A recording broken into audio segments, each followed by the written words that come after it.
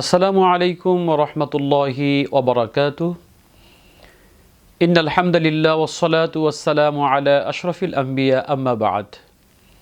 সম্মানিত দর্শক শ্রোতা, আলোচনা করছি পবিত্র মাহে রমজানে ইফতার করানোর সওয়াব সম্পর্কে।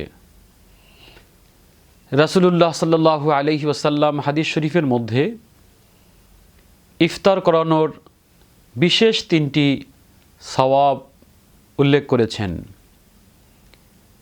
পবিত্র মাহে রমজানে কোনো ব্যক্তি যদি কাউকে, কোনো রোজদারকে ইফতার করায়, তাহলে সে ব্যক্তি তিনটা সওয়াবের অধিকারী হবে, তিনটা পুরস্কারের অধিকারী হবে। 1 নম্বর, মান ফাত্তারা ফীহি সাইমান কানা মাগফিরাতান লিযুনুবিহি।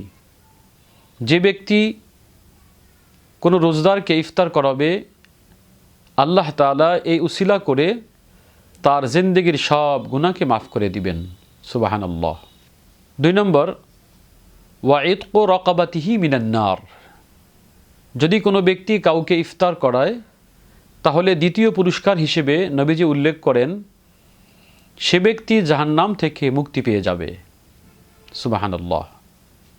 তৃতীয়ত, রাসূলুল্লাহ সাল্লাল্লাহু আলাইহি ওয়াসাল্লাম ইফতার করানোর যে পুরস্কার ঘোষণা করেছেন, ওয়া কানা লাহু মিসলু আজরিহি মিন গায়রি আইয়ানকুসা মিন আজরিহি শাইউন। রোজদার রোজা রেখে যে পরিমাণ সওয়াব অর্জন করছে, যে ব্যক্তি তাকে ইফতার করাবে সেও পূর্ণ রোজার সওয়াব পাবে।